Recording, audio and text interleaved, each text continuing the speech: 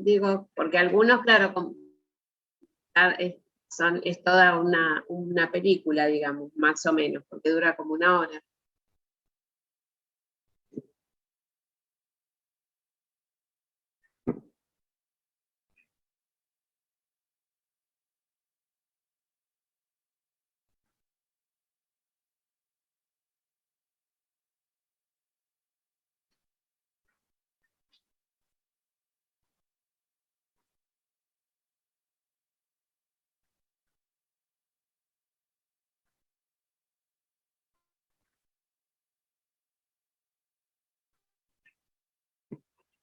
Bueno.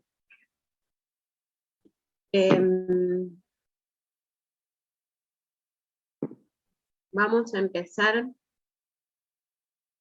Yo acá ¿pudieron pegarle una leída al texto de Nora Brito? Sí, yo lo leí, pero la verdad que no me acuerdo de qué hablaba. Bueno, Me acuerdo del video. Está Profe, bien, porque te iba a tiene decir, relación. si pones a grabar la clase para los compas que no pueden Sí, asistir. sí, me olvido siempre, siempre me olvido. A ver. Acá. Recording in progress. Tengo todas grabadas, las tengo que pasar. Todas las que tengo.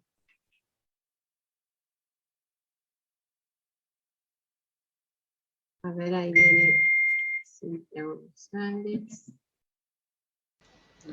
Yo escucho bastante entrecortado, pero creo que es mi conexión, ¿eh?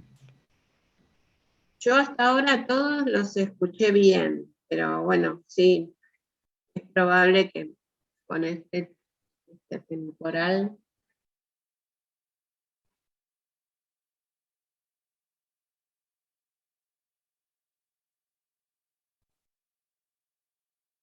Acá hay también Raquel. Sí, sí, porque es un link recurrente, con el mismo link.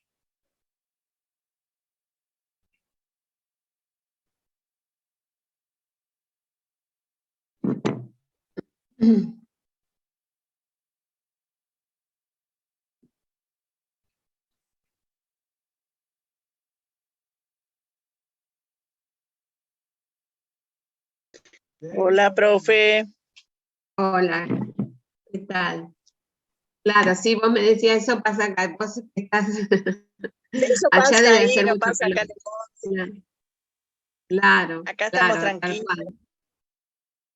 Pero hace calor ya, ¿no? Sí, está calorcito y esperamos el viento sur, todo lo que se llevó el norte venga y lo lleve el sur de vuelta. Claro. Pero Claro. está anunciado sur. Ah, mira.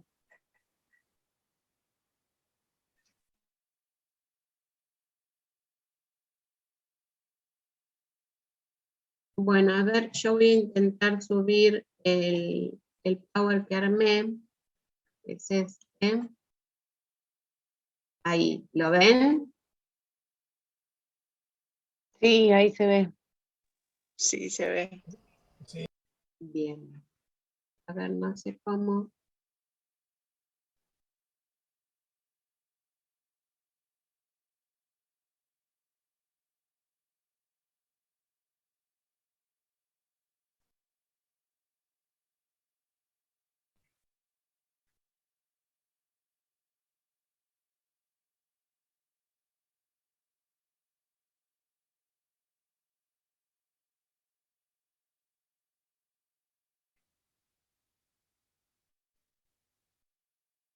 A ver si ustedes me dicen cómo, porque acá ustedes ven todo, ¿no? Digo, el... Sí, profe, lo vemos. Vemos la diapositiva. Bien. Sí, yo también veo la diapositiva bien. Bueno.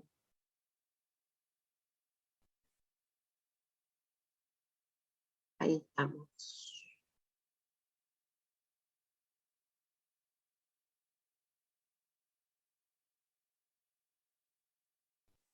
Ahora sí, Bueno, habla de derechos civiles y, no, derechos sociales y derechos ciudadanos, como que hace esa distinción, ¿no?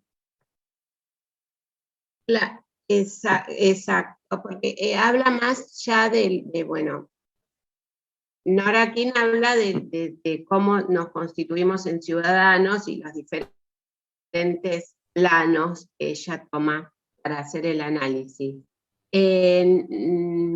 Nora Britos, bueno, acá la presento, el libro es La trayectoria de la ciudadanía en Argentina, Derechos Humanos y Ciudadanía. Nora Britos es magíster en Ciencias Sociales, doctoranda en Ciencia Política y profesora en la Universidad de Córdoba. Es investigadora en temas de bienestar social, políticas sociales, derechos sociales y participación ciudadana.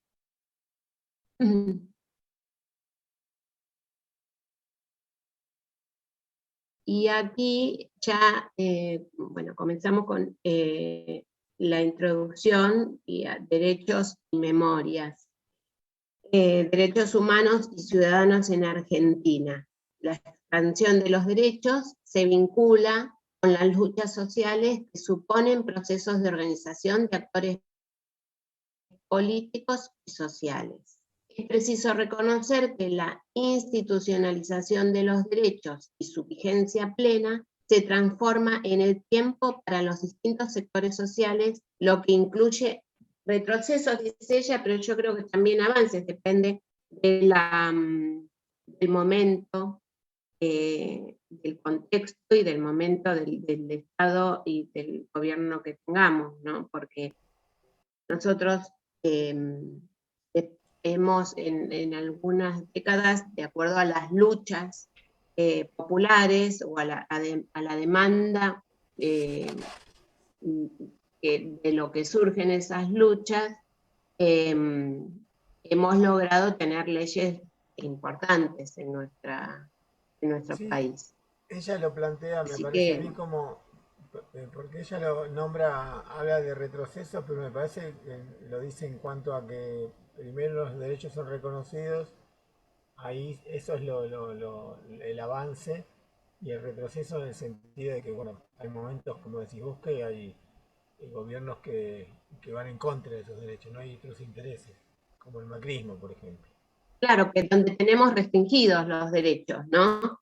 Claro, Muchas claro, veces. se Y busca, acá la mayoría de nosotros hemos vivido los dos momentos, momentos donde se nos restringen los derechos y momentos donde se promueven, se fortalecen y tenemos acceso a más derechos.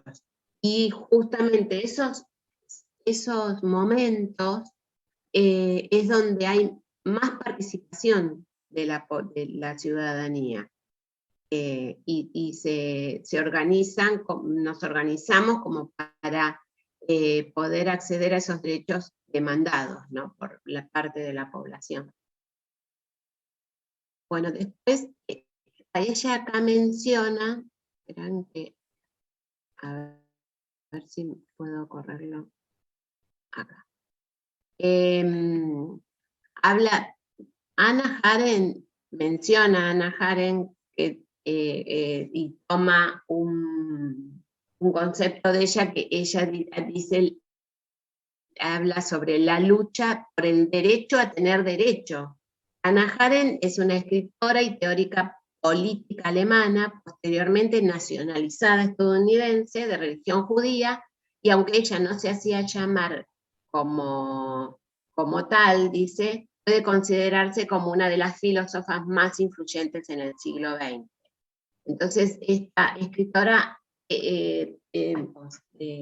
Britos toma de esta escritora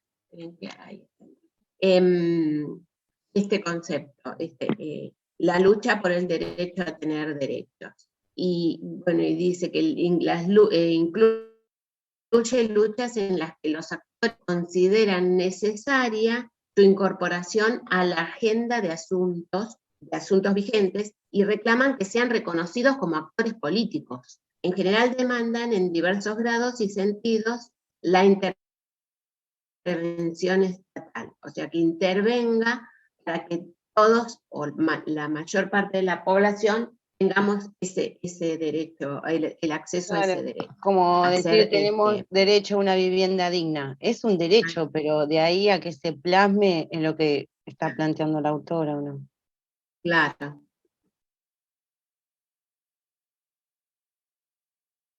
Bueno, los resultados de estas luchas definen el sentido, alcances y contenidos de un Estado democrático de derecho y suponen asimismo disputas por la efectiva disposición de los mecanismos y recursos que faciliten o promuevan el acceso a ciertos bienes, incluyendo la justicia. Y acá menciona Thomas Marshall, que dice que menciona los derechos civiles, políticos y sociales como en un conjunto que conforman los derechos ciudadanos. Mientras que hay un jurista italiano que se llama Ferrajoli y sostiene esa tesis, o sea, contradice esa tesis. Porque dice que no solo porque además y también la declaración, está en la Declaración de los Derechos de 1948, sino que también las constituciones modernas que confieren casi todos estos derechos a las personas, y no solo a los ciudadanos, a los que son considerados ciudadanos. O sea, que todos tenemos derecho al acceso a esos derechos, a ser, por ejemplo, a poder participar en política y ser considerados actores políticos, ¿no? Lo voy a checar a esto. Bueno, Ferrajoli también sostiene que el concepto de derechos humanos o derechos fundamentales de las personas es más abarcativo que el de ciudadanía, dado que los derechos humanos deben ser reconocidos a todos en tanto persona humana, mientras que los derechos de ciudadanía son restringidos a la pertenencia a un Estado-nación. O sea, que todos pertenezcan o no a este Estado, a esta nación, se les debe respetar sus derechos. Propone clasificar los derechos en 4 categorías: derechos civiles y los derechos políticos, que forman la clase de derechos poderes o derechos de autonomía. Tanto civiles como políticos son derechos formales o instrumentales. Permiten legitimar el quién y el cómo de las decisiones en la esfera privada del mercado, en la pública de la democracia política formal. O sea, estos derechos los pone como los derechos individuales, digamos. Como decía Nora King en el anterior texto, y habla del plano jurídico, donde todos somos ciudadanos por el solo hecho de haber nacido acá y porque la Constitución nuestra dice que somos ciudadanos argentinos por haber nacido acá. Profe, Ahora. hay Sí. una compañera que Sí. está esperando Ahí que la está. acepte. Ahí la vi. Ahí la vi. A ver. Parece que hoy estamos complicados debe ser por el viento, el tema de la conexión, no sé. Sí, puede ser. Puede ser. A ver si pongo así. No, porque no veo yo. Ahí está. Bueno, y las otras 2 categorías que menciona Ferrajoli es los derechos de libertad y los derechos sociales, que forman la clase de derechos expectativa. Tanto de libertad como sociales son derechos sustanciales o finales, ahí está Jessica, que permiten vincular y legitimar el contenido o la sustancia, o sea, el qué de las decisiones y, por tanto, una dimensión sustancial de la democracia. Estos derechos están más asociados a los derechos sociales, a que todos, como por el solo hecho de ser libres, de ser personas, debemos tener el acceso a todos los derechos.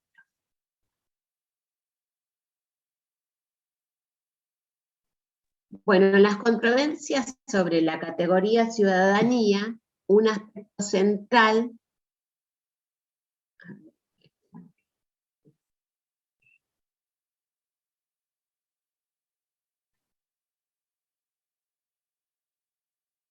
ay, no puedo, porque si no lo corro,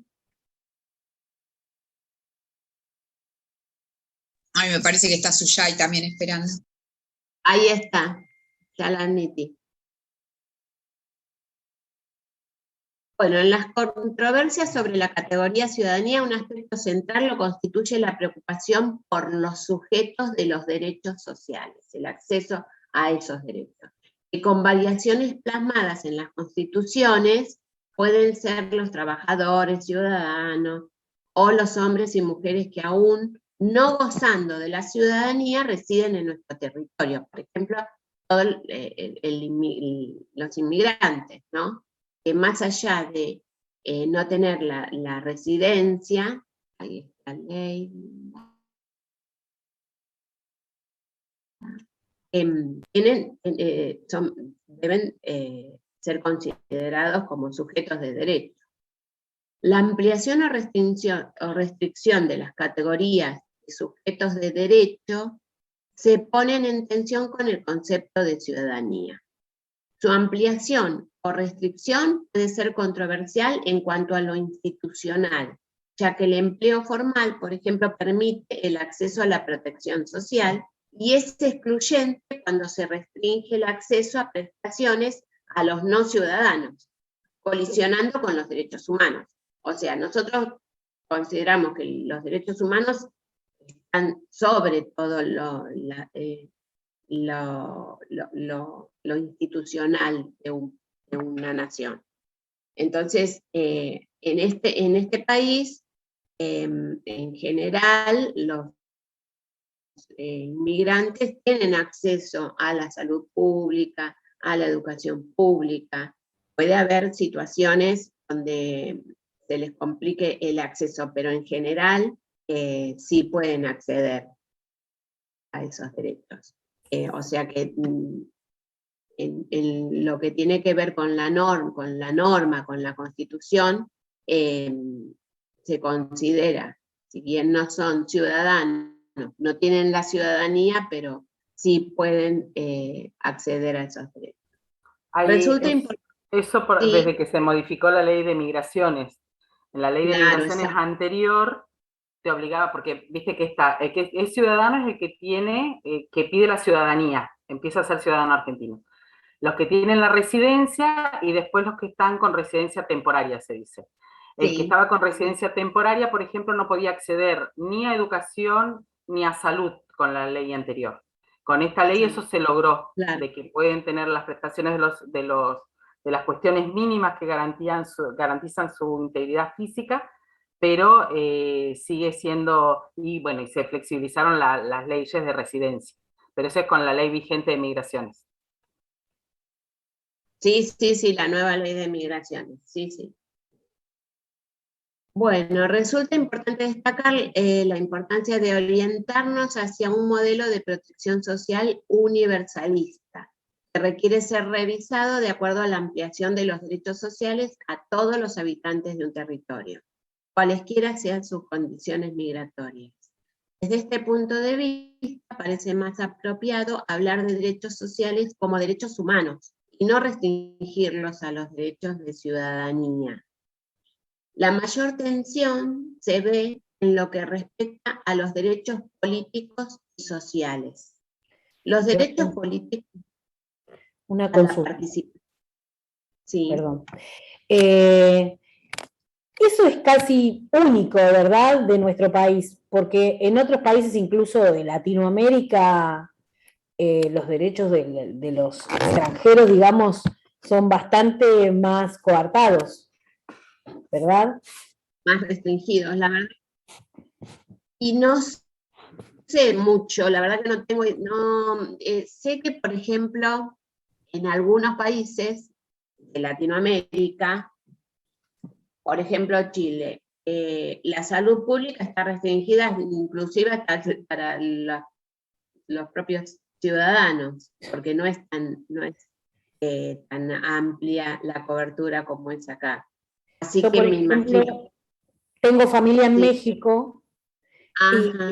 Y mi prima, bueno, está casada con un mexicano, pero aún luego de haberse casado, tenía un tiempo X en la que ella no podía ejercer muchas cosas, incluso no podía trabajar. Claro, En tenía un periodo, y tenía que ser mantenida por su esposo como para corroborar que era casada de verdad y todo eso. Es como prácticamente como que son más perfectas nuestras leyes, digamos, en lo que es apertura a las personas como personas, ¿no?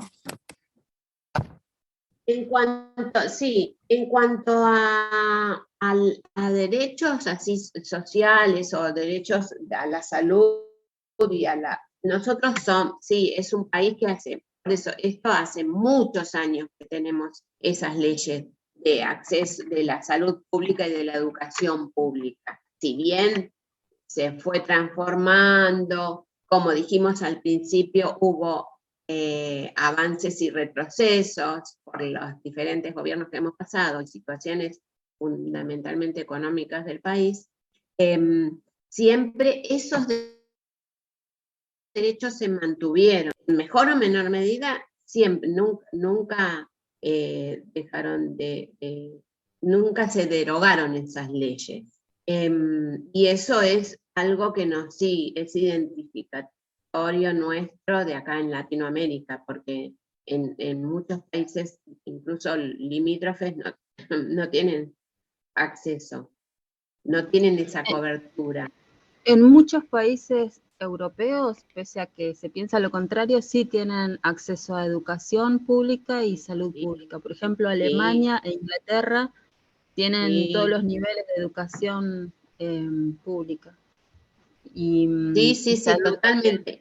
Por ejemplo, claro, sí. El que está totalmente desprotegido, la persona que no accede a un seguro social es en Estados Unidos. Eso es muy conocido también.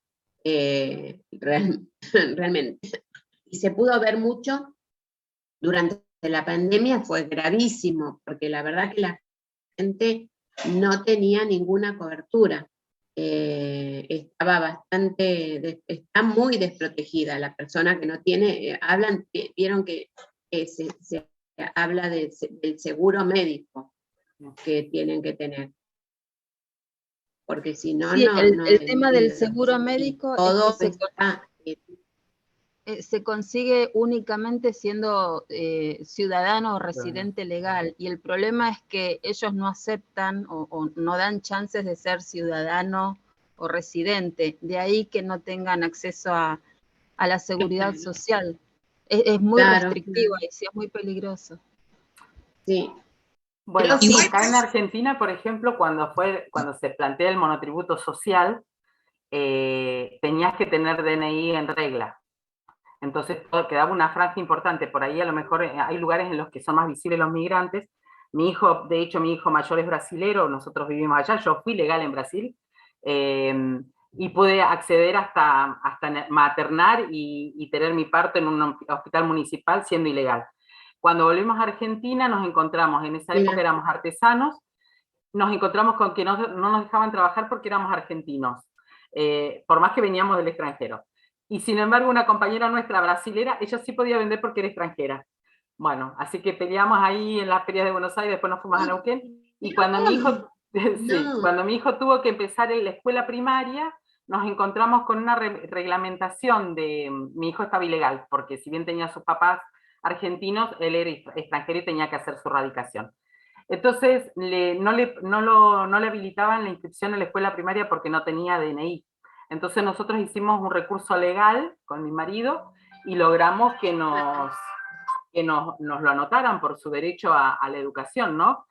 Y ahora, por ejemplo, actualmente, si yo vivo en Río Negro y me quiero atender en la salud pública de Neuquén, por ejemplo, cuando voy, no me puedo atender porque pertenezco a otra provincia. Siendo argentinos, tenemos limitadas inclusive los accesos a la salud pública, y esto pasa actualmente entre Río Negro y Neuquén seguro. Neuquén tiene una limitación de que no quiere atender a gente de las provincias cercanas. No, mirá vos, no, desconocía totalmente todo eso. Porque acá, por ejemplo, en algún momento puede ser que no hayamos podido ir del conurbano a Capital, pero ahora nosotros en Buenos Aires podemos atendernos incluso en los hospitales de Capital. Pero no sabían las provincias, mira. Sí. Yo pensé que... Eso también, profe, va asociado digamos, al gobierno que esté, porque vamos a encontrar que esta ampliación y restricción muchas veces responden a qué tipo de Estado tenemos en ese momento. Yo recuerdo, y esto lo que decía la compañera en Estados Unidos pasó con Obama. En Obama sí, luego se restringe, o sea, se abre y luego se vuelve a cerrar, y acá, bueno, lo vemos, contaba también, que muchas veces, más allá de la molestia que pueda ideológicamente gustarle o no, porque ellos lo critican mucho. Hay hospitales, por ejemplo, en Rivadavia, toda la vida se dijo que no, porque ahí vienen todas las personas que trabajan, los empleadas domésticas, que muchas veces no están con los papeles bien. ¿Por qué? Porque está ubicado en una zona y después el tema de, bueno, aquello que limita entre General Paz, lo que puede ser lineal, porque se nos viene todo lo de la provincia, te dice. Claro, sí, pero eso está lo permitido. sí. O sea, que no les guste es una cosa, pero que se permita es otra. No, claro, sí, total. Él sí lo critica, pero igual que la Argerich que está ahí en la boca, han muchísimas personas de los alrededores del conurbano ahí cerquita que se atienden en el Argerich. Además son hospitales... Y también, por ejemplo, están los hospitales nacionales como el Hospital Posadas, que viene gente de otras provincias a atenderse también. Sí. Acá Por eso en una época, en un momento acá en San Vicente había como una demanda alta no sé, había problemas con el hospital. Y a veces ibas a la guardia y te preguntaban si eras de acá, y si no eras de acá te mandaban a otro. Había gente que decía, no, usted es de Guernica, tiene que atenderse en Guernica. Como que se corren esas cuestiones, ¿no? Que están mal, porque realmente no corresponden. Pero bueno, según las épocas. En Capital, al menos desde que tengo uso de razón, siempre se atendió a todo el mundo sin siquiera preguntar de dónde provenía. De hecho, yo hace muchos años que me atendía en 2 hospitales públicos, en el Ramos Mejía y en el Pena, que digamos están bastante en el medio de la capital, más o menos. O sea, me refiero a que no están cerca de provincia. Y hay una especie de servicio de micros larga distancia que vienen directos de Asunción, de Paraguay, y La Paz, con pacientes de Paraguay y Bolivia, directo a atenderse a estos hospitales. No solo lo sé porque lo vi, estuve y hablé con ellos, sino porque yo trabajaba en el gobierno de la ciudad, en Ciudadanía Porteña, y los mismos micros venían a la sede de Ciudadanía, porque ya era como no sé cómo llamarlo, como una especie de tour armado, donde los traían directamente con una pieza alquilada en el asentamiento en la 1114, y con el turno o prioridad en los hospitales porque necesitaban el certificado médico como uno de los requisitos para cobrar un subsidio que les daba yo, así que conocía de primera mano todos los vericuetos. Por supuesto, nada de esto legal porque se lo cobraban a ellos. ¿Y no vivían acá?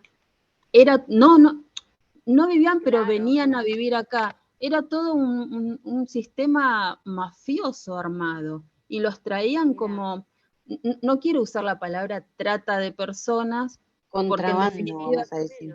algo como contrabando. Igual venían acá y ellos terminaban siendo libres, no es que eran esclavos de algo, pero no venían en las mejores condiciones, porque venían hacinados en micros escolares y después asentados en barrios, en villas.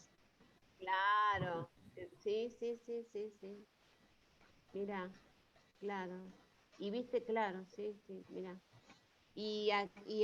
Claro, y después le cobrarían un Ciudadanía porcentaje. porteña cobraban, un subsidio del gobierno de la ciudad. Y si las mujeres estaban embarazadas o con bebés, red primeros meses. Eran 2 subsidios juntos. Mira vos. Mirá. No sabía eso, mira. Eso, Sí, conozco el hasta el programa. 2015 que trabajé ahí, era así. Ujú. Bueno, a ver, vamos a seguir con esto que era, estábamos en... Profe, se te escucha muy bajito, casi prácticamente no se te escucha. ¿Me escuchan? A ver, un poquito Y mejor. ahora mejor. Espera que voy a ver si pongo más, un poquito más. No tengo al 100%. No, re mal, profe, ahí, ¿eh? Debe ser el auricular. Se baja. Yo ahora los saqué, me había puesto los auriculares, pero Ahora los se saqué. escucha perfecto. Se escucha bien. Está bien. Entonces, así, porque lo que pasa, me había puesto el auricular porque a Néstor lo escucho lejos. Sí, el Néstor se escucha mal, pero ya en otras clases ha pasado también. ¿Qué quieren decir de mí? Que estás Estás metido. hablando muy bajito, papito. Me están Sos discriminando. vos. Sí, Vos estás, Suyay, vos Suyay, estás por metido, favor. che, Néstor, vos estás metido en el ecógrafo. Claro, sí. El Parece. ecógrafo. Bueno, estoy manejando el ecógrafo yo.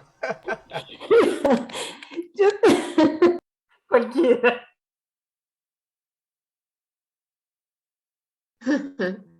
Bueno, bueno, lo que dice acá que los derechos políticos a la participación en la vida pública se instituyeron tardíamente para algunos grupos de la población, como por ejemplo el caso de las mujeres, que realmente empezamos muchos años después a poder participar, al igual que los derechos de libertad, y que durante las dictaduras, por supuesto que esto se restringió totalmente, ¿no?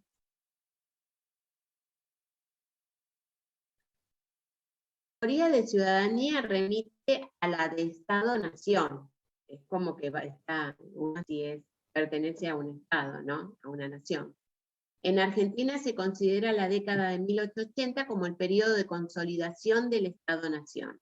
Se realiza a partir de 3 exclusiones constitutivas, y yo diría 4 porque acá no menciona a las mujeres en este momento, pero que serían los negros, los indios, los anarquistas y las mujeres. O sea, ahí en ese momento estábamos excluidos todos nosotros de ser parte de tener los derechos políticos. Recordemos que la población negra fue sistemáticamente obligada a ir al frente en las distintas guerras, lo que representó que para este periodo, que los negros ya habían perdido significado en cuanto a su cantidad, porque en 1850 se estimaba que el 40% de la población porteña era negra, y para 1887 no llegaban al 2%, o sea que los aniquilaron. Al abolirse la esclavitud en 1853, la libertad significó el trabajo libre, lo cual representó la pérdida de los marcos tradicionales de protección. Pero libertad y pobreza extrema, por un lado, esclavitud y protección patronal por otro, porque sí, quedaban libres, pero o tenían que ir a las guerras o caían en la más extrema pobreza, porque no fue acompañado de medidas de políticas sociales como para contener. En lo que respecta a los pueblos originarios, resulta de interés reflexionar sobre el lugar de los indios en el imaginario independentista. En 1879, la conquista del desierto había concluido, porque bueno, acá lo dice, ¿no? Había concluido. La conquista del desierto de tierras habitadas, ocupación de tierras y por consiguiente el desplazamiento de la población que las habitaba. O sea, al ser invadidos, las poblaciones se van retirando, se van y bueno, y van conquistando ellos las tierras. Aquí se plantean dos modalidades de gestión de la cuestión indígena. Una denominada sistema de distribución, donde los prisioneros capturados entre 1870 y 1880, que fueron aproximadamente 13.000 indios de la frontera sur. Acá a lo mejor nos puede aportar Suyay algo más de información, ¿no?, sobre estas cuestiones. Se plantea cómo convertirlos en fuerzas productivas, porque en ese momento, bueno, con la invasión, con la ocupación de las tierras, se reparten, por supuesto, en pocas manos y queda la oligarquía terrateniente explotando y produciendo en esas tierras. Entonces se necesita más mano de obra, para el trabajo en las tierras. Ahí en el video David Viña lo señala, bueno, a Sarmiento como responsable de esta separación de madres e hijos. Ahí hace la mención a esto, ¿no? Que vos acá estás diciendo de que el desmembramiento de las tribus y las familias, bueno, fue parte de la política implementada por Sarmiento. Acá cuando acontece la campaña al desierto, cercano acá a las grutas, que será casi 200 kilómetros, está Balcheta. Balcheta fue un gran centro clandestino de detención de los indios, y los llevaron caminando desde Balcheta, desde esta zona, hasta Buenos Aires, porque era para entregarlos allá, para que fueran mano de obra. Entonces la mayoría fue muriendo en el camino, porque pensemos que esta parte es re fría en invierno, y fueron, bueno, caminando en pésimas condiciones, y de hecho por ahí siempre lo hablamos con los compañeros cuando vamos a Balcheta. Balcheta es una tierra triste, decimos nosotros. Vos llegás y hay una vibra re triste. Los mapuches de las comunidades, los que están ahí, cuando hablan desde lo discursivo, con dolor hablan, porque en realidad toda su gente se murió en el trayecto de acá a Buenos Aires. Llegaron re pocos vivos allá. Y este desmembrar de las familias es así, y siguió pasando hasta casi ahora. Esto de que las niñas, por ejemplo, van a trabajar de empleadas domésticas a la casa de las familias del blanco, y ya nunca más vuelven a su territorio, y pierden el contacto directamente, ¿no? Bueno, el abandono de la lengua, de la cosmovisión, de la cultura. Por eso este reagrupamiento que se da de comunidades en los territorios urbanos, que no pertenecen a la misma familia sanguínea, pero sí pertenecen a la misma línea en cosmovisión. Entonces se vuelven a rearmar comunidades en las ciudades. Van resurgiendo, se van juntando y van reconstruyendo historias, porque en realidad lo que sucedió fue eso, que no solamente desmembraron la familia, sino que destruyeron la cultura. Totalmente, claro, como pasó, no sé, el de Tucumán también, que los trajeron. Con los quilmes, sí. Sí, y acá nosotros en Almirante Brown hay una comunidad bastante importante. Pero claro, como vos decís, se van reagrupando como para mantener intacto la cultura, ¿no? La lengua muchas veces recuperada. Pero claro, esto siguió sucediendo, claro.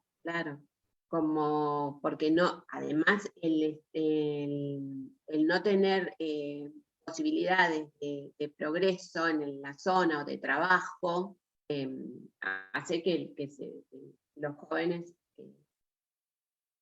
se vayan, migren. El otro día una hermana mapuche, en estos días que fue lo de Ceferino, bueno, que estuvo una discusión de cómo fue el proceso de Ceferino en Namuncurá, en el proceso de la iglesia, ¿no? Una hermana mapuche de Neuquén, de la Confederación, planteaba que ellas fueron el instrumento de la evangelización, porque las escuelas, muchas escuelas salesianas, las pibas y los pibes iban a las escuelas, que son obviamente unas de mujeres y otras de varones, no eran mixtas, pero sí en las que empezaban ellas a vivir esta cuestión de la religiosidad distinta de la religiosidad del blanco, perdiendo totalmente su religión, su cosmovisión, mejor dicho. Y entonces decía ella que ellas fueron el primer instrumento de evangelización, las mujeres y las niñas y los niños que fueron a parar a esas escuelas, y de ahí en más se generó justamente todos estos procesos que fueron de inculturación, digamos, para que ellos fueran mutando en sus creencias y en sus formas. Entonces que el gran proceso, el proceso más fuerte se dio desde las escuelas y los colegios salesianos. Mirá, claro, sí, sí, sí. Y que hay por todos lados. Cómo se fueron, que eran, me acuerdo, como colegios pilos también. Bueno, en lo que vamos acá. En la segunda etapa de 1885 se promovió la formación de colonias agrícolas, con lo que quedaba de las tribus. Esto a partir de disputas parlamentarias en las que se discutía si eran dignos de la ciudadanía, pero con la llegada masiva de inmigrantes, los indios pasan a ser considerados pasibles de ciudadanía argentina, pero solo como trabajadores rurales o peones. Si volvían a su modo de vida no civilizado, entre comillas, serían castigados como vagos o delincuentes. El Estado argentino reconoce las naciones de Italia, España, Chile y otras, y niega la existencia de las naciones Toba, Mocoví, Araucán y todas las naciones que habitaban nuestro territorio. Y aún lo habitan. Nunca hasta hoy inclusive se plantea la cuestión de un Estado multinacional, dice Nora Brito, que nosotros diríamos como Bolivia plurinacional, ¿no? Me gusta más la palabra plurinacional. Me parece que es más abarca, más amplia. Bueno, el encuentro de mujeres ahora ya hace unos años que se le encuentra también plurinacional. No, pero nos dividieron el encuentro de mujeres. Tenemos 2 encuentros de mujeres. Sí. Porque no se bancaron. En realidad, sí. El pluri se logra porque lo laburamos y porque lo militamos. Sí. Y cuando ahora avisaron que iba a estar el otro, yo tuve toda una discusión con ella, porque obviamente participó del encuentro, y entonces ahora cuando organizamos los viajes decimos, pero vamos al pluri, ¿no es cierto? Diferenciamos, Claro. no sé cómo va a ser el otro encuentro, pero la idea es sostener el pluri porque sí, porque es como vos decís, es más abarcativo, y realmente fue un proceso de construcción, y también pensar desde el feminismo también el feminismo hegemónico, ¿no? Darle voz realmente a todos los sectores, sentirnos realmente en todas partes. Yo, pese a que en el encuentro no participo de pueblos originarios, yo participo de economía social, siempre voy a economía social, sí participé de un taller cuando hicimos en Trelew. El encuentro de Trelew, ahí fuimos al taller para hacer el cierre y pedir que después en La Plata votáramos porque fuera pluri, y bueno, y se dio, y estuvo emocionante, pero bueno, siempre bueno, estas cuestiones de la puja de poder y de tratar de invisibilizar sectores, así que bueno, celebremos el pluri de mujeres. Sí. Y disidencias, que tampoco las querían a las disidencias. Claro, no solo, claro, ya uno tiene que ir avanzando en estas cuestiones. Tanta lucha, no nos podemos cerrar. Hay que ampliar, incluir, estamos todos. Bueno, en las primeras décadas del siglo XX, la cuestión social se traducía en un movimiento ajeno a la esfera de los derechos políticos. La inmigración fue concebida como una necesidad para lograr el desarrollo del país y para lograr que el sector agrícola tuviera mano de obra necesaria. En ese momento necesitaba. Pero estos inmigrantes encontraron una concentración de la tierra en grandes latifundios pertenecientes a la oligarquía. por lo que en su mayoría permanecieron en los centros urbanos sin poder lograr el acceso a la propiedad de la tierra.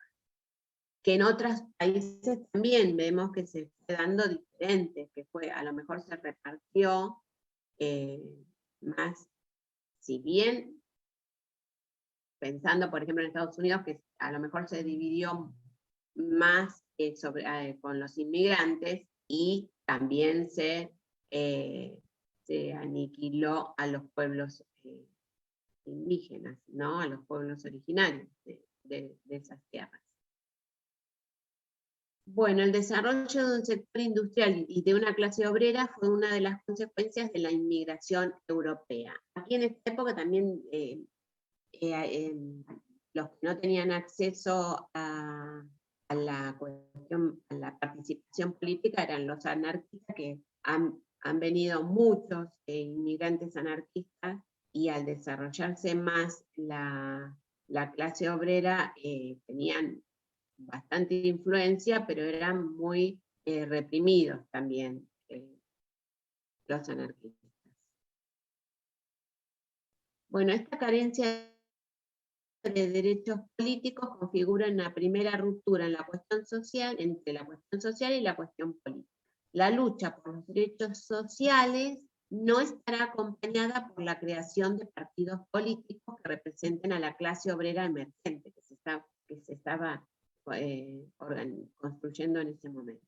Al tiempo que los anarquistas en su mayoría carecían de ciudadanía argentina y eran considerados nocivos su participación a través de partidos políticos. La situación de las mujeres constituye un aspecto central en cuanto a la ciudadanía. Una mujer trabajadora, inmigrante o indígena es el grado máximo de exclusión ciudadana. En 1907 aparece la primera legislación para mujeres y niñas que trabajan. Configuró a la mujer obrera como sujeto de derechos sociales en relación al trabajo, al tiempo que carecía de derechos civiles y políticos. Recuerden que en esta época las mujeres éramos consideradas incapaces de manejarnos libremente, digamos. No podíamos administrar nuestros bienes, no compartíamos la patria potestad. Y está la ley de, ¿cómo es la ley la de residencia? La de Miguel Canelo, la que establece, la que sacan Roca por el hecho de los anarquistas, ¿no? Para expulsar a los anarquistas del país, para amenazarlos. Eso fue lo que pasó. Yo te escucho bajito, pero sí, sí, la ley de residencia, no sé, no me acuerdo en qué año, pero bueno, la menciona, sí. En este principio de siglo, creo que en el año 4, es donde se le encarga a Violet Macé el informe sobre los trabajadores. Sí. Es como algo que me quedó tan grabado, lo del informe de Violet Macé, donde habla que en lugares donde hacían trabajar a los niños, que los ponían de contrapeso en las grúas a los niños. Claro. Sí. Es tremendo el informe ese, es tremendo, la verdad que es. Ahí se produce como, bueno, eso lo decía el video, que lo mostraban en el video, que se produce una contradicción en el gobierno de Roca, que es Joaquín B. González, es el que propone una ley para protección del trabajo infantil, y hay una serie de cuestiones ahí que bueno, es contradictorio con Roca, porque Roca tenía otra ideología, ¿no? O sea, su ideología no era justamente proteger más que a la oligarquía. Pero sí, eso se da en el gobierno de Roca también. Primero lo de la ley de residencia y después lo de la ley de protección. Un código que creo que finalmente no es aprobado, porque es un código muy avanzado para la época. Pero Claro. bueno, es una de las cuestiones que tienen que ver con esto que estamos viendo, ¿no? Cómo se van construyendo los derechos en base a las luchas sociales, que es lo que plantea la autora, ¿no? De algún modo. Totalmente, sí, sí. Y bueno, todas ¿Cómo se va a estas decir? idas y vueltas y cómo Y son todas algunas luchas son medias que cuesta, porque, mira, el voto de la mujer es a mediados del siglo XX. O sea, siglo XX, Claro, mirá que Sí, sí, y pasaron el sí. Partido muchas. Socialista ya lo planteaba, fines del Claro. siglo XIX, ¿no? Con la creación del Partido Socialista con Juan B. Justo. Bueno, recién en 1926 cambia el estatus civil de la mujer, que era incapaz de derecho, y a partir de entonces la mujer soltera, mayor y las viudas eran capaces civilmente, aunque si se casaban disminuía su capacidad. En 1970, durante la dictadura de Onganía, la mujer mayor de edad, cualquiera fuere su estado civil, se le reconocerá capacidad plena. En cuanto a la posibilidad de elegir, en realidad todo esto sucedió. Ahora, siempre piensen que las mujeres siempre tuvimos, fuimos restringidas al acceso a muchos que tenían los hombres, en relación al varón, ¿no? La desigualdad se mantuvo, digamos. Más Se allá pensar de que al que... día de hoy se sigue luchando por el salario. Exacto, exacto. Sí, sí, sí. Em, bueno, en cuanto a las posibilidades de elegir y ser elegidas para ocupar cargos públicos y participar, las mujeres deberán esperar más de 30 años y recién en 1947 la ley 13.010 le dará a las mujeres el derecho a elegir y a ser elegidas. La ley Sáenz Peña de 1912 tiene un doble efecto importante: crear un sistema de partidos y tornar efectiva la universalización de la ciudadanía política masculina.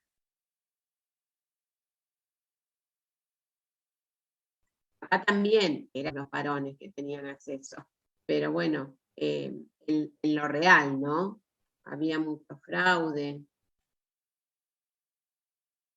Bueno, la represión de los obreros en las primeras décadas del siglo XX fue la modalidad dominante de tratamiento de la cuestión social.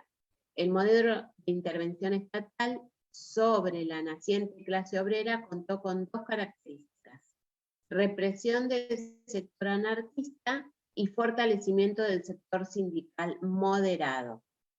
La derrota de los sindicatos anarquistas y comunistas y el aislamiento del Partido Socialista impedirán que los obreros cuenten con herramientas políticas para la ampliación de los derechos.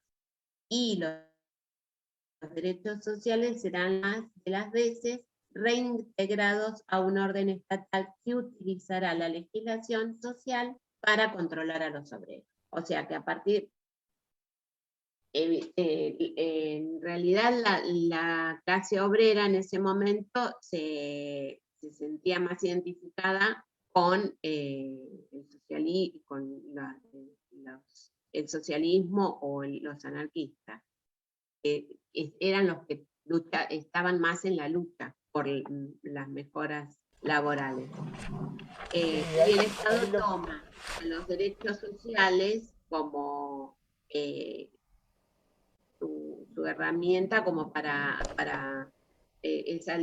través de esa legislación controlar las luchas obreras. Una pregunta, profe. Sí, alguien que... Todo esto, ¿no? Digamos que está frenado en lo que es la clase obrera, todos los derechos que están frenados. ¿Son los que se reivindican después con Perón? Claro, claro. Claro, de algún Bueno, modo después, sí, vamos. Porque acá, o sea, la historia Claro, nos cuenta ahí sí. que en 1901 fue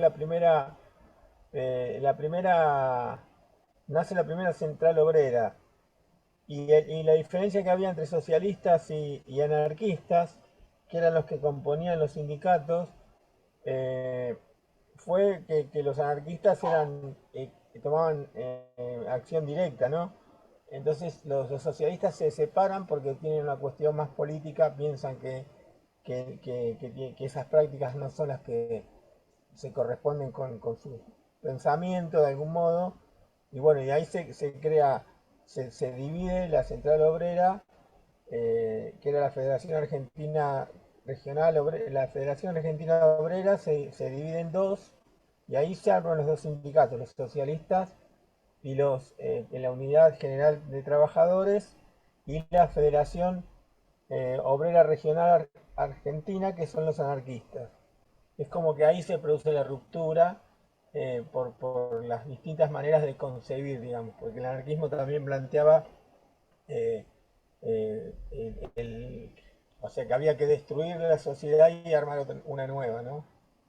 Sí, querían destruir el Estado, en verdad, los anarquistas. Claro, Y los claro. comunistas querían ser parlamentarios porque Los proponen socialistas, todavía ¿cómo que claro. dice? Una dictadura del proletariado, que sea el proletariado que forme parte del Estado, de la estructura del Ujú, Estado. Y los claro, anarquistas no querían un Estado. claro. Pero ahí es donde se produce la ruptura entre los dos sindicalismos, ¿no? Que dan origen al sindicalismo argentino. Eh, Eso es lo que, bueno, lo que sucede.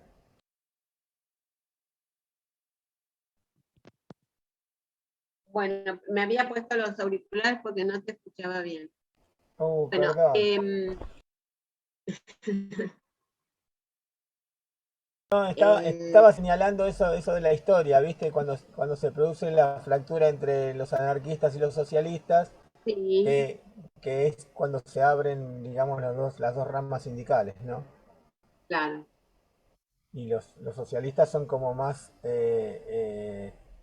como que van más al diálogo, más al consenso, y los anarquistas no, van directamente, son más radicalizados, tienen una postura más rígida y demás.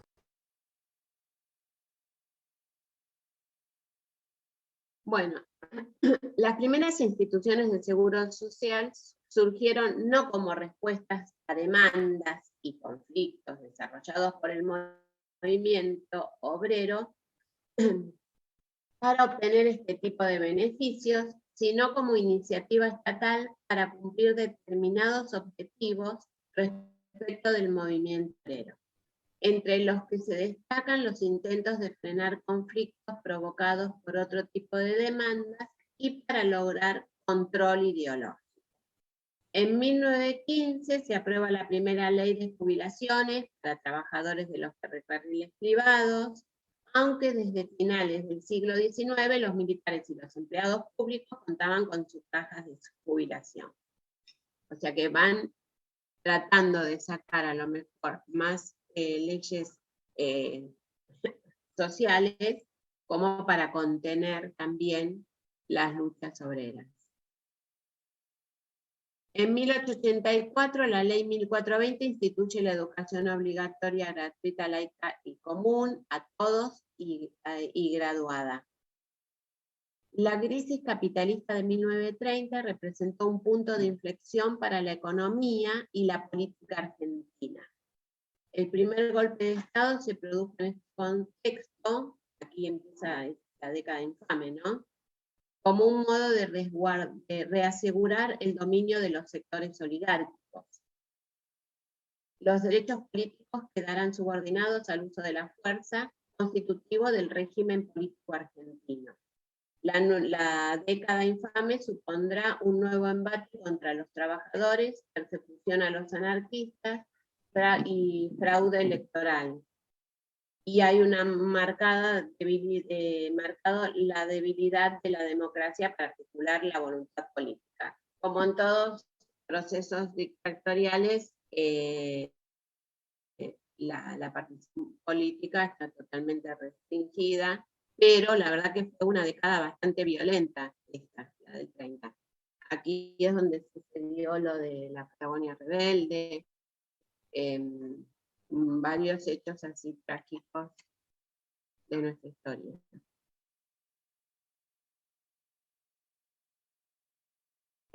Avanzando en la década del 40 se redefinieron tanto el concepto implícito de Estado como las funciones que éste desempeñó. Los componentes más explícitos en este cambio fueron la intervención del Estado en la economía y la forma en que las instituciones estatales intervinieron. el peronismo aparece como un fenómeno de articulación novedosa entre inclusión de las masas a la vida política y el reconocimiento de sus derechos sociales. La cuestión social se tornó una cuestión de Estado, al mismo tiempo que los arreglos políticos se basaron en la negociación colectiva de intereses. O sea que el Estado, hubo un arbitraje estatal entre el capital y trabajo.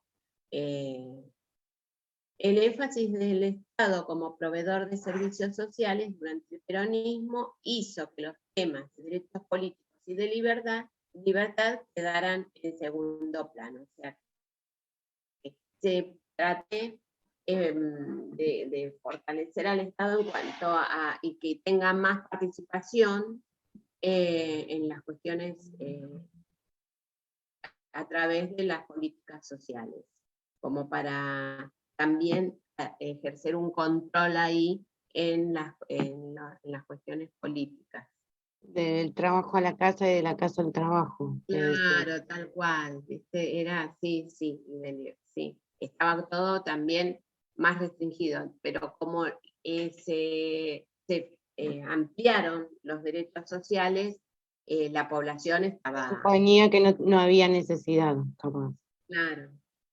Esa es una Profe. cuestión que Perdón. algunas veces, perdón, tuve ahí unas discusiones, una amiga que es más trosca, planteaba Sí. que digamos en la etapa de Néstor y Cristina también, como que los jóvenes no tenían esa cuestión porque tenían todo, que el Estado les daba todo. O sea, esa idea de que si el Estado te da todo, es como que te anula, o no sé. Me sonó a Claro. eso un poco, ¿no? El análisis del peronismo desde ese punto de vista. Porque también es cierto Claro, lo que que... pasa es que en aquella época, muy inteligentemente, Perón supo ver el desarrollo del movimiento obrero, que creció tanto y se desarrolló tanto, y en ese momento no había conducción para ese movimiento, o estaba muy desmembrado. Entonces, yo creo que él es como que tomó esa conducción. En cambio, en el 2003, cuando llegan al gobierno, lo que se trató de promover es la participación. Yo creo que para mí, ¿no? Desde mi punto de vista y lo que yo pude analizar, es como que se ve mucha más participación de los jóvenes, las jóvenes, en la cuestión política, más interés en ser parte, en participar. Me parece que es así. Está bien que nosotros también, los jóvenes que desapareció la última dictadura, eran jóvenes también que querían que... Nosotros creo que tuvimos siempre esa Condición. porcentaje de la población con interés en participar en política, interesarse por las cuestiones que nos involucra a todos los ciudadanos y que nos permite acceder a derechos. Es Creo como que que después de la democracia se renovó, digamos, el interés de los jóvenes por participar en política, porque, por ejemplo, la generación de mis padres, que sobrevivieron a la locura de los 70, digamos, ellos siempre tuvieron miedo. El miedo era el ordenador, digamos, de la gente, para que no saliera, para que no, digamos, ellos tuvieron gente conocida del barrio que desapareció o lo que sea, y entonces eso como que los mantenía a raya, el miedo. Y después, con el resurgir de la democracia, vuelven a salir los jóvenes, ¿no? Lo que pasó también es que, si bien no se perdió el espíritu de participación, si en las organizaciones se notó el bache que quedó con los 30.000 desaparecidos. ¿No? Hubo que reconstruir ahí toda una estrategia. Estos relevos genuinos que se arman en las organizaciones no estaban entonces hubo que remar desde otro lugar. Me parece que la apertura de la democracia, que fue, bueno, justamente yo empecé a militar ahí en el 82, siendo piba, estudiante secundaria todavía, y mi papá tiene militancia político-partidaria, militó, es uno de los fundadores del Movimiento Popular Neuquino en Neuquén, cosa que detesto, pero bueno, es su historia, y sí, no conciliamos políticamente. Pero bueno, mi mamá tenía la mirada del miedo, pero mi papá siguió militando, de hecho, bueno, él sufrió persecuciones, en los operativos Rastrillo en el barrio estábamos siempre ahí esperando a ver si llegaban hasta casa. Entonces con la apertura de la democracia empezamos a militar con mis hermanos, y mis papás una cosa que nos pedían siempre era que no nos sacaran fotos, que cuidáramos que no nos sacaran fotos, tenía la preocupación que tenían. Y siempre salíamos en todas las fotos y mis papás nos decían, pero les dijimos que no le saquen fotos, como que era la foto la forma de identificación, ¿no? Pero también en la apertura de la democracia nosotros elegimos el primer centro de estudiantes en mi escuela en el 84, octubre del 84 fueron las elecciones, no, 83, octubre del 83, nosotros en septiembre del 83 hicimos la primera elección de centro de estudiantes de mi escuela. Y también objetando, por ejemplo, los planes de estudio, digamos, con una conciencia de jóvenes sin ejercicio de democracia, pero con ganas de ser democracia. Entonces, me parece que fue bellísimo. Me acuerdo la noche esperando el cambio de gobierno, la toma de posesión, el 9 de diciembre en la plaza de Neuquén, todo el pueblo en la calle, con guitarreadas, esperando, haciendo vigilia. Son momentos maravillosos que creo que los que lo vivimos nos quedan eternamente en la memoria. Por eso el dolor tan grande del que se vayan todos y que hubo que remar en dulce de leche, volver a estimular la participación. Y eso es un logro del kirchnerismo. No hubo quien pudiera sostener la participación de los jóvenes, con todas las divergencias que pueden tener internamente, con todas las líneas de jóvenes que se abrieron, pero realmente la participación volvió a florecer a partir del kirchnerismo, porque desde el 83 hasta el kirchnerismo sí empezó una participación, pero no se consolidó como participación política, era más como un querer participar por estar, pero convicciones políticas se reflotaron recién en la época del kirchnerismo, sí. Y porque además todas las políticas sociales imagínense que cuando finaliza, y sobre todo en el gobierno de Cristina, surgieron muchos programas que contenían desde la concepción, desde el embarazo, digamos, hasta la adultez, el adulto mayor. Había cobertura para toda esa población que no accedía a ninguna cobertura así formal por trabajo. Y esto permitía que los jóvenes, al recibir una beca o ser parte de un programa que les permitía seguir estudiando con eso que cobraba todos los meses, por suerte ahora sigue vigente el Progresar, por ejemplo. Eso les permitía también estudiar y ser parte, porque el estar con tu grupo en una escuela estudiando hace que vos compartas y empieces a interesarte más, o se puede promover mucho más a la participación. Por eso yo también sí coincido, para mí a partir de Néstor, también es cierto que muchos, cuando vino la democracia, la verdad que la dictadura tuvo éxito en el sentido de que la población quedó con miedo, digamos, con todo el desastre de aniquilarnos que tuvo en la dictadura, que fue tremendo, que nunca habíamos vivido algo tan terrible de muerte y de robo de hijos, y y la dictadura fue una derrota para el campo popular, pero también los 90 fue, digamos, el desmembramiento de los sindicatos, el desmembramiento de toda la organización que había, el menemismo lo que hizo fue desarmar todo eso y fomentó la no participación política, pero a full, digamos, fue un momento tremendo, ¿no? Eso que decían la caída, cuando fue la caída de Rusia, que hablaban de la Menestroika, que Sí, promocionaba de acuerdo. la cuestión de la no ideología, que se habían caído que ya no había ideologías en el mundo, bueno, todo eso fomentó la no participación.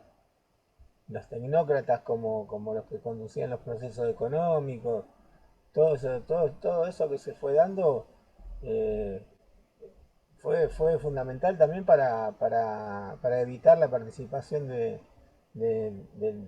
todo el mundo, de la juventud sobre todo, ¿no? Porque nosotros en esa época, no sé, o sea, las únicas organizaciones que empezaron a funcionar en esa época fueron los piqueteros, fueron los que están ¿Y afectados por qué? directamente por las políticas de, de privatizaciones, pero en general la Claro, gente lo...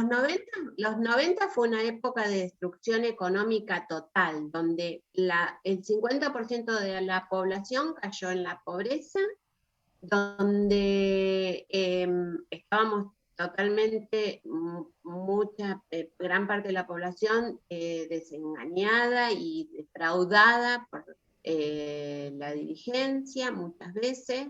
Claro, Eh, los y partidos políticos entonces se eso hace achicaron. que, claro, que eso hace que no promueve a la participación.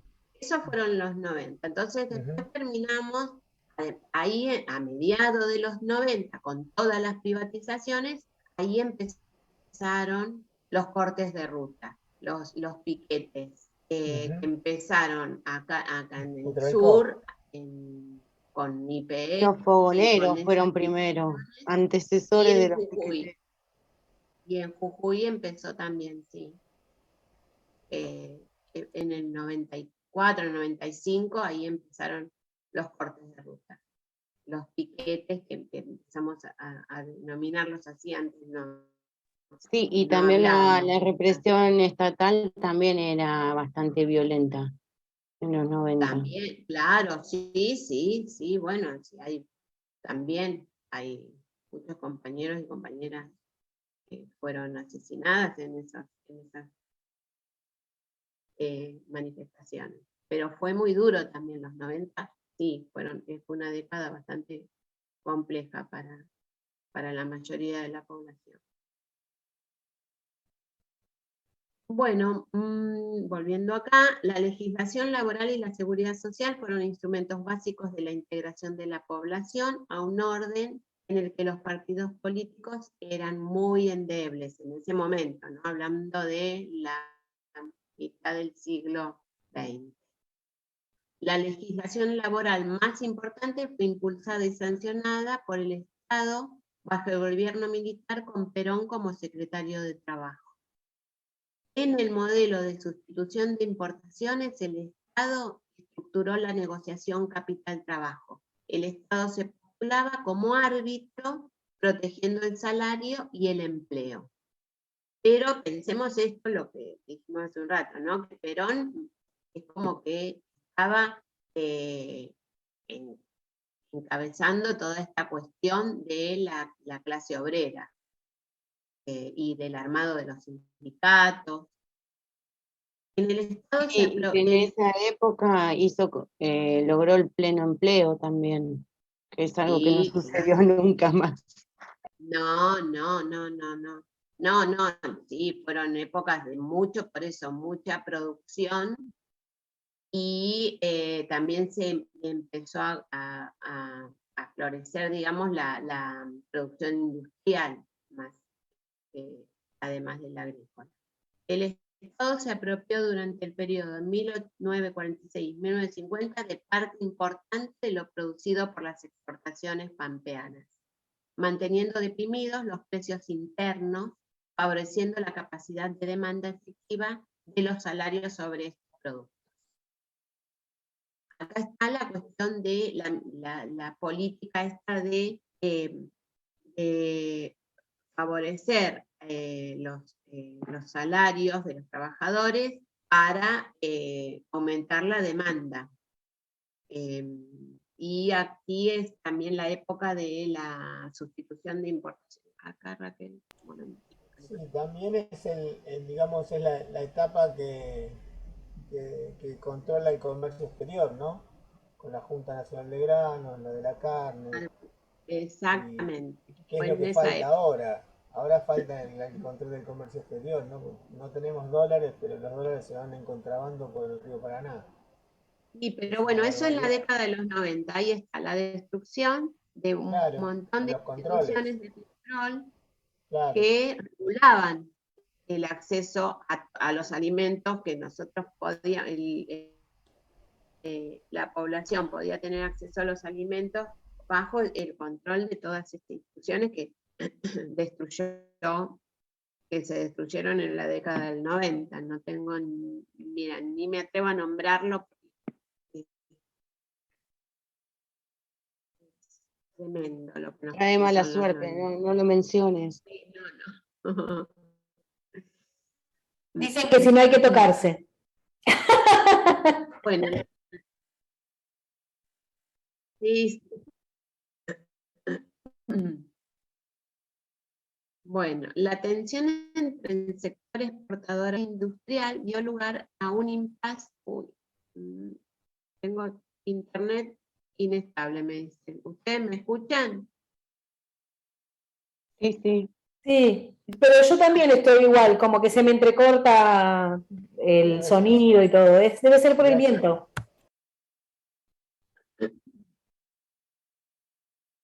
Bueno, constituyó la base de las crisis políticas. Acá empezó a desarrollarse también el sector industrial. Entonces, porque la idea, y acá es cuando se empezaron a fabricar muchas, se desarrolla la industria como para evitar importar tanto, más que nada en el sector industrial, ¿no? Y en el químico creo que también hubo un desarrollo en la industria química. Bueno, las políticas sociales se expandieron y consolidaron en este periodo, habiendo tensión entre que sean universales y particulares.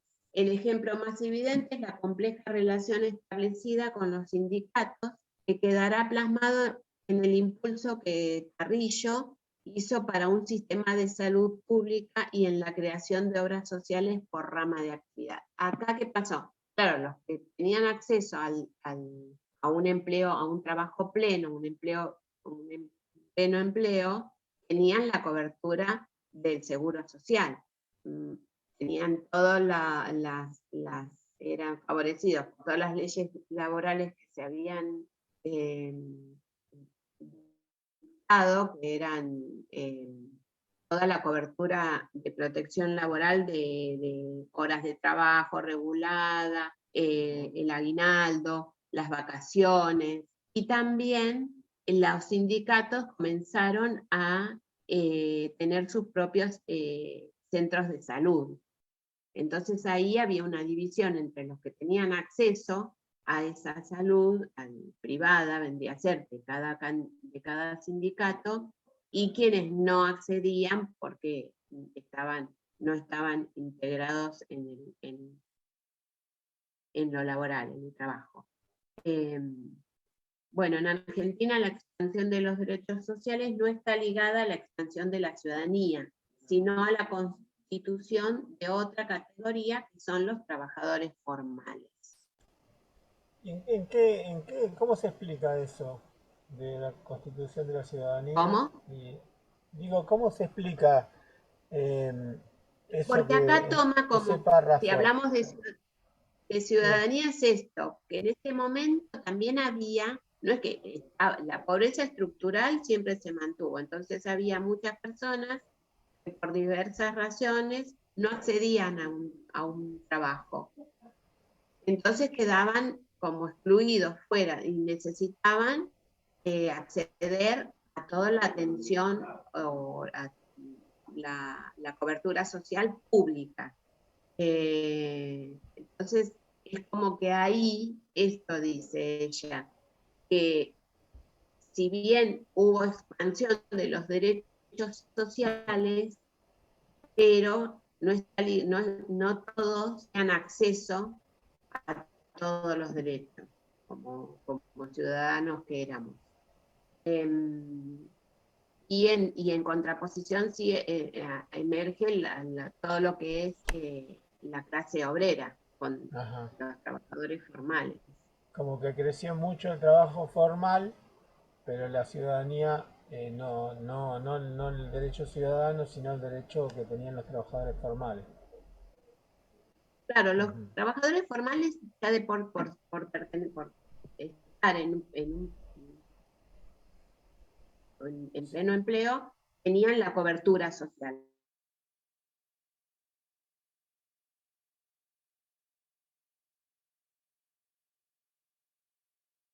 Ahí lo que menciona de Carrillo es esto de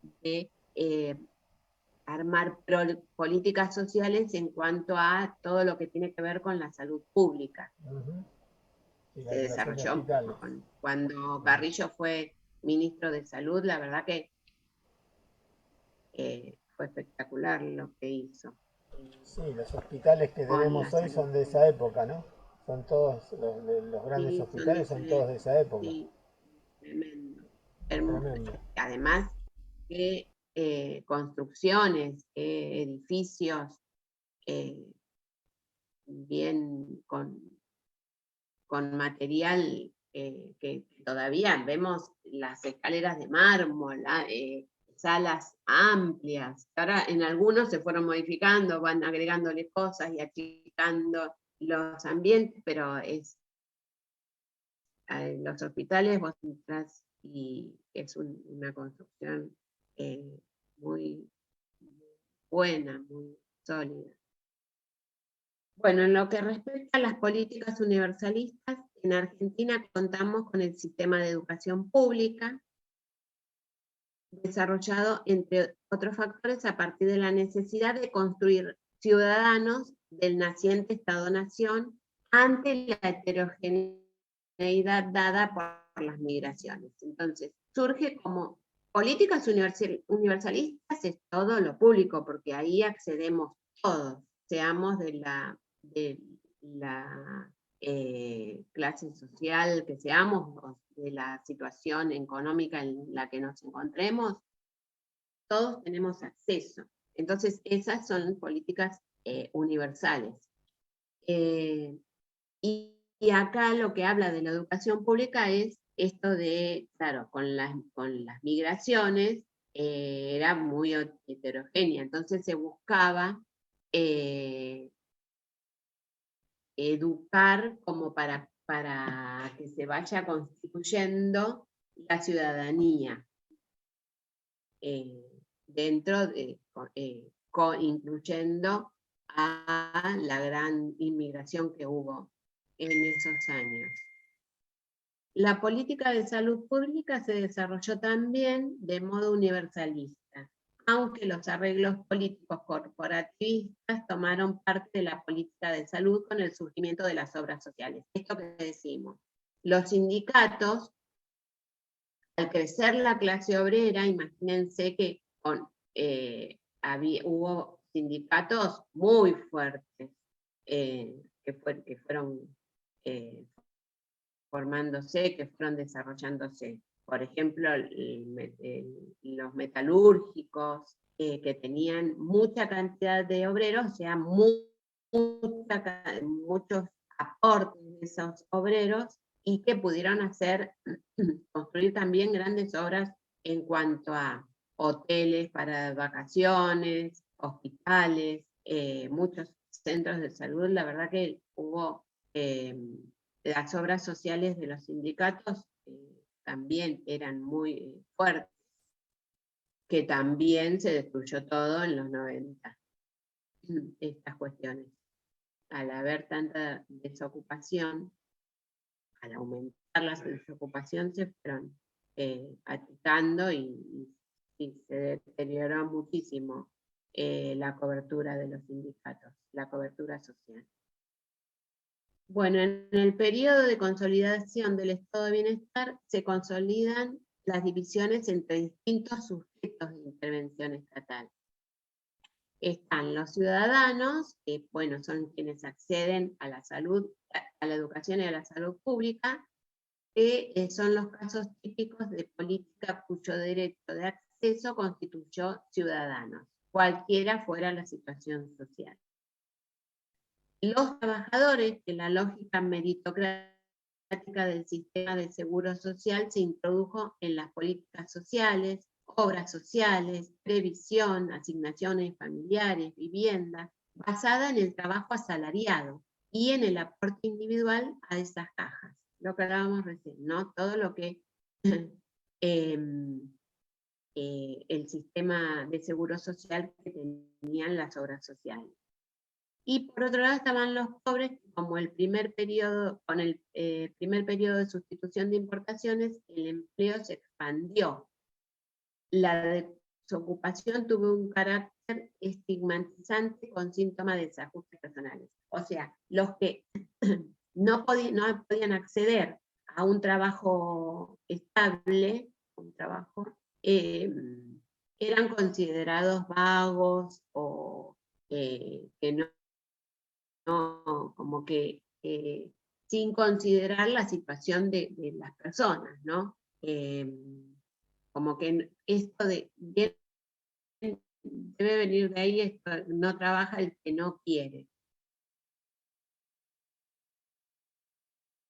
Bueno, sin considerar la situación de población.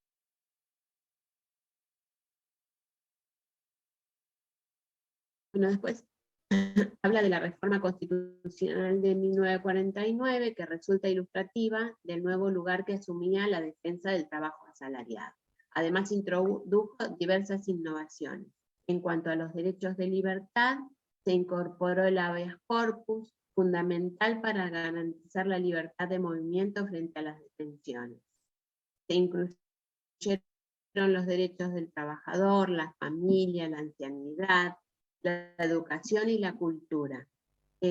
Configuraron una modificación muy importante e instituyeron el modelo de derechos sociales.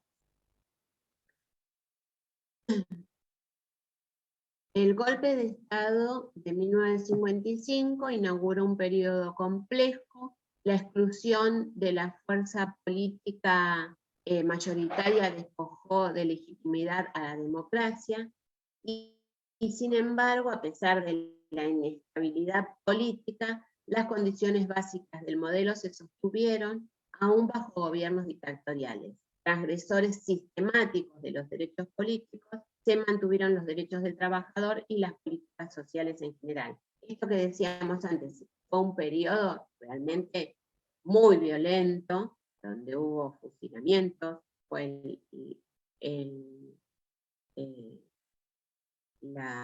lo de Plaza de Mayo, y a partir de ahí hubo muchos fusilamientos, pero lo que dice acá que bueno, los derechos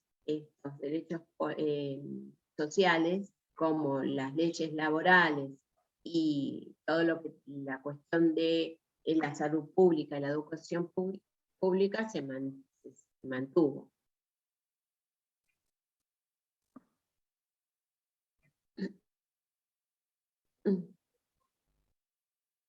Ay, se me apagó la compu.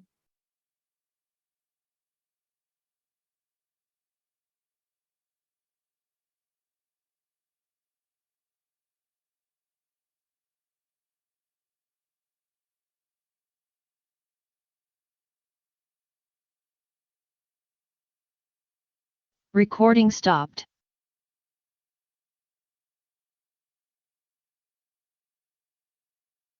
Bueno, perdimos a la profe.